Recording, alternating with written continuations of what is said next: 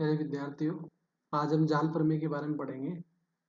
जाल प्रमेय क्यों काम में ली जाती है। इससे पहले जो चैप्टर हुए थे, जो लेसन हुए हैं, उसमें अपने सीधा सीधा बताया है कि जाल प्रमेय इसलिए काम में ली जाती है कि जब किसी भी सर्किट को या परिपथ को सिद्ध करने के लिए, वोल्टेज या धारा का मान निकालने के लिए, जब उसके अंदर क्या बोलते हैं उसे, उसके अंदर जब वो किरचॉफ का धारा का नियम, किरचॉफ का वोल्टा के नियम के द्वारा यदि वो परिपथ सोल्व नहीं हो रहा है, उस परिपथ को सोल्व करने के लिए कुछ थ्योरम्स दी गई है। उस थ्योरम्स की सहायता से हम परिपथ को आसानी से सोल्व कर सकते हैं।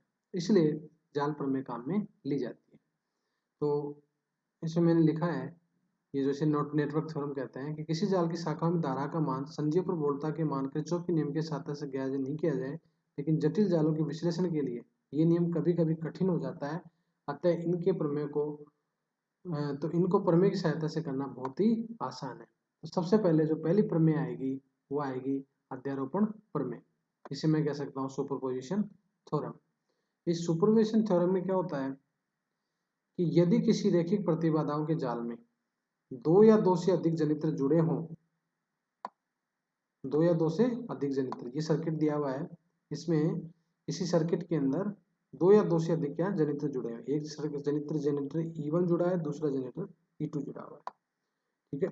तो रैखिक प्रतिबाधाओं के जाल में दो या दो से अधिक जनित्र जुड़े हों तो उसके किसी बिंदु से किसी अवयव में प्रवाहित धारा का मान उन सब धाराओं के योग के बराबर होता है जो कि प्रत्येक जनित्र के कारण प्रवाहित होती है, जबकि दूसरे जनित्र को उसके उनके आंतरिक प्रतिबाधाओं द्वारा प्रतिस्थापित कर दिया जाता है। कहने का मतलब है कि इसके कारण जो धारा I1 का मान आएगा वो इसके कारण धारा I2 का मान आएगा। ठीक है। तो मैंने क्या किया कि इस वोल्टेज सोर्स, कोई सा भी वोल्टेज सोर्स को मैं हटा देता हूं, तो ये जो वोल्टेज I1 में निकालूंगा, इस I1 का मान जो निकलेगा वो क्या आएगा, I1 डैश तथा I1 डबल डैश, उन दोनों का योग है जो किसके बराबर प्राप्त होना चाहिए, I1 के बराबर प्राप्त होना चाहिए। ये थ्योरम ये कहना चाह रही है। तो इसलिए इस चित्र में देखिए, ये प्रतिबाधा सर्किट है, Z1 Z2 और Z3 आ गया। इसमें वोल्टेज सोर्स E1 और E2 जुड़ा हुआ है ना। और इसके अनुसार, चित्र के अनुसार 2 वोल्ट का स्रोत E1 में E2 है, तो 3 प्रतिबाधाएं Z1 Z2 और Z3 मेरे पास हैं। अब मैंने क्या किया, इसमें 5 समीकरण मैंने यूज किया। इससे पहले जो मैंने सोल्व किया था कि अध्यारोपण प्रमेय में अपन ने जो लूप सर्किट लिया कि इसमें बहने वाली धारा कौन सी है, इससे पहले वो निकाला ना, इसमें बहने वाली धारा कौन सी है, I1 है, तो इसमें बहने वाली धारा कौन सी होगी, I1 इंटू में Z1, तथा Z3 में जो बहने वाली धारा है वो कौन सी होगी, ये I1 धारा हो रही है, I2 ऊपर की तरफ जाएगी, इसलिए I1 माइनस का I2 इंटू Z3 आएगी।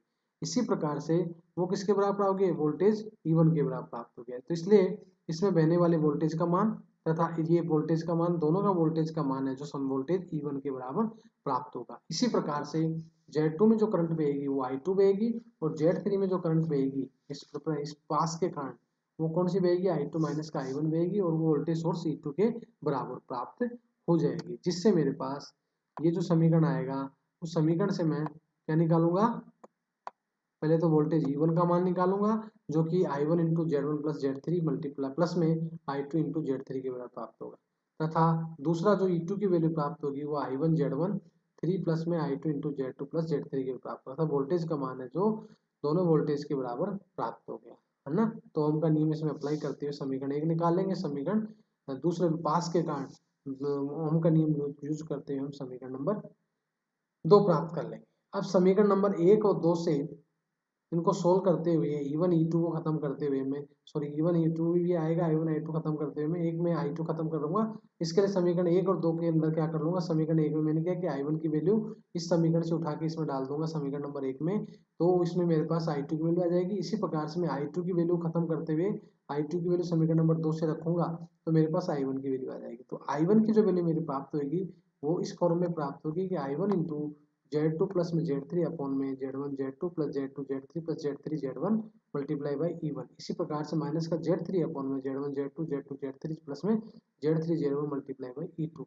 ये समीकरण नंबर 3 प्राप्त हो गया। इसी प्रकार से समीकरण 1 और 2 को यूज करते हुए मैं I2 की वैल्यू प्राप्त कर लूंगा, जिसके अंदर की कोफिशिएंट्स समथिंग कोफिशिएंट्स ऑफ प्रतिबाधा जो E1 के रूप में प्राप्त होगी ये होगी। इसी प्रकार से E2 के जो कोएफिशिएंट्स प्राप्त होंगे वो ये प्राप्त होंगे। अब मैं क्या सिद्ध करना चाह रहा हूँ कि समीकरण जो मेरे पास जो परिपथ आया था उस परिपथ के अंदर फर्स्ट पार्ट को E2 को मैं क्या कर देता हूँ, ओपन सर्किट कर देता हूँ। ओपन सर्किट करने के बाद में मेरे पास जो पहली जो सर्किट आई वो इसमें धारा बहेगी I1 तथा दूसरे के कारण बहेगी धारा I2, और दूसरे वाले पार्ट में मैंने E1 को शॉर्ट सर्किट कर दिया। इसको यूज करते हुए मैं क्या निकालूंगा, समीकरण नंबर 3 को सिद्ध करना चाह रहा हूँ। तो I1 का मान, समीकरण में I1 का मान अध्यारोप प्रमेय से उपयोग करते हुए चित्र 1 में जो ए है उसको लघुपथित कर देते हैं। चित्र ए में जो है वो E2 को क्या मैंने कर दिया, मैंने शॉर्ट सर्किट कर दिया। E2 को लघुपथित कर E1 के कारण प्रतिबाधा Z1 में धारा I1 डैश प्राप्त करते हैं तथा जनित्र E1 को लघुपथित कर, मैंने इसके लिए कहा ना इस सर्किट के लिए, इसमें मैंने क्या कर दिया, इसमें E1 को लघुपथित करूंगा, E2 को ऐसे कैसे रख दूंगा। तो इस सर्किट के लिए E2 को मैंने लघुपथित कर दिया और इसको E1 को लघुपथित करने के बाद में Z1 में धारा I1 डैश प्राप्त करते हैं। इससे जो धारा बहेगी वो कौन सी बहेगी, I1 डैश बहेगी। जब मैं E2 को लघुपथित कर रहा हूँ तो इसमें जो धारा बहेगी वो तो कौन सी बहेगी, I1 डैश बहेगी। और जब मैं E1 को शॉर्ट सर्किट कर देता हूँ तो इसके अंदर जो धारा बहेगी वो क्या बहेगी, I1 डबल डैश बहेगी। इसलिए I1 डैश ये I1 डबल डैश का बीज योग्य होता है वो I1 के तुल्य होता है। इसलिए चित्र 20 से बी को सोल्व किया मैंने। चित्र बी को जब मैं सोल्व करूंगा, अपने पास एक नियम है ओम का नियम, I is equal to V upon में आर। तो I is equal to V upon में आर करूंगा तो उसमें आर का जब प्रतिबाधा की वैल्यू निकालूंगा, प्रतिबाधा की वैल्यू निकालूंगा तो ये तो श्रेणी क्रम में, ठीक है, Z2 और Z3 ये समांतर क्रम में, तो Z2 और Z3 में समांतर क्रम का जो फॉर्मूला है कि 1/r is equal to 1/r1 plus 1/में R2 वाला फॉर्मूला इसमें अप्लाई करूंगा। सो 1 में ये क्या आ जाएगा, Z2 प्लस 1 में Z3, दोनों को सोल्व करूंगा तो Z2 Z3 अपन में Z2 प्लस Z3 बन जाएगा जो कि Z1 में जुड़ जाएगा। इसलिए इसकी प्रतिरोध की वैल्यू जो प्रत्यय प्राप्त होगी वो Z1 प्लस Z2 Z3 अपन Z2 प्लस में Z3, so E1 divided by this value. अब मैंने इसको मैं सोल्व करूंगा और एलसीएम लेके जब इसको सोल्व करूंगा तो मेरे पास जो रिजल्ट आएगा वो इस फॉर्म में प्राप्त होगा। समीकरण नंबर 5 प्राप्त हो गया।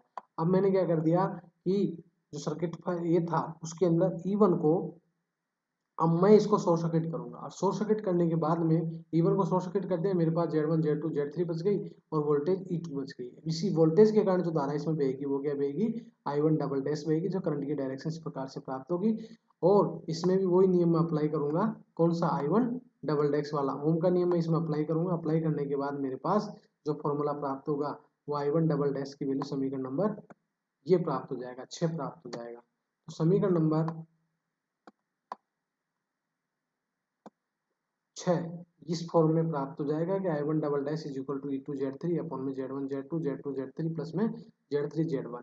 तो समीकरण नंबर मेरे पास 6 प्राप्त हुआ।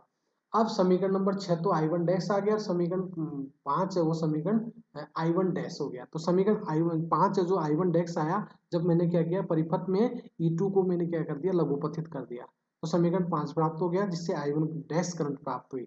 और जब मैंने समीकरण नंबर 6 प्राप्त करने के लिए क्या किया, जो E1 था उसको लघुपथित कर दिया तो मेरे पास E1 डबल डैश की वैल्यू प्राप्त हो गई, जो समीकरण नंबर 6 प्राप्त हुआ।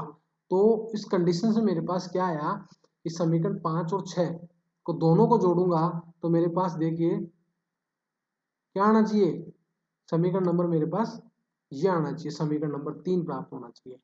सो मैं I1 और I1 डबल डैश को जोड़ूंगा, I1 डैश और I1 डबल डैश को जोड़ने के बाद में I1 प्राप्त होनी चाहिए। अब मैंने क्या कहा कि वो दोनों प्लस में आ रही है, तो लेकिन I1 डैश की जो दिशा है वो I1 डबल डैश की जो दिशा है वो I1 डैश के विपरीत दिशा में है, इसलिए I1 डैश माइनस का I1 डबल डैश होगी। इसलिए समीकरण नंबर 5 प्लस में समीकरण नंबर 6 करेंगे तो समीकरण नंबर 6 वो माइनस में प्राप्त होगा, और जिससे मेरे पास क्या प्राप्त होगा, समीकरण नंबर 3 प्राप्त हो गया, और जिससे मेरे पास ये प्रमेय सिद्ध हो जाएगी।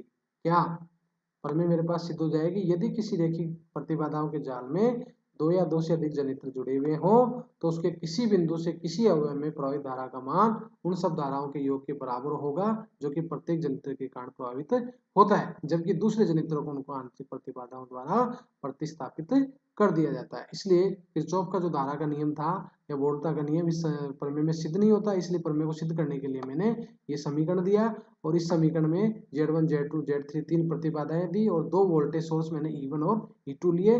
इसके कारण जो फर्स्ट लूप बन गया, इसके कारण सेकंड लूप बन गया। तो फर्स्ट लूप के कारण जो धारा वोल्टेज आएगी वो और सेकंड लूप की वोल्टेज के कारण इन दोनों को सोल्व किया। सोल्व करने के बाद मेरे पास इससे I1 और I1 की वैल्यू प्राप्त होगी और I2 की वैल्यू प्राप्त होगी। जो समीकरण नंबर 3 प्राप्त हुआ I1, उसको मेरे को सिद्ध करना है और सिद्ध करने के लिए सबसे पहले मैंने E2 को लघुपथित कर दिया। लघुपथित करने के बाद में मेरे पास क्या बच गया, E1 बच गया। E1 बचने के बाद में इसमें जो धारा बहेगी वो I1 डबल डैश बहेगी, जो कि चित्र बी प्राप्त होता है। और उसके बाद में क्या करते हैं, उससे मेरे पास I1 डैश आ गया। इसी प्रकार से मैं अब दूसरे चित्र सी को यूज करते हुए E1 को मैंने लघुपथित कर दिया और इसमें जो धारा बहेगी वो कौन सी बहेगी, I1 डबल डैश बहेगी। I1 डैश और I1 डबल डैश को देखें तो I1 डबल डैश है जो I1 डैश के विपरीत पोजीशन में, इसलिए वो ऋणात्मक होगी और उससे I1 डैश का जो डबल डैश का जो मान प्राप्त होगा वो समीकरण 6 प्राप्त होता है। वो और समीकरण नंबर 5 दोनों को जोड़ के मैं I1 is equal to I1 dash plus में I1 डबल डैश प्राप्त करूंगा और जिससे समीकरण 3 के बराबर प्राप्त होती है और ये प्रमेय सिद्ध हो जाती है। धन्यवाद।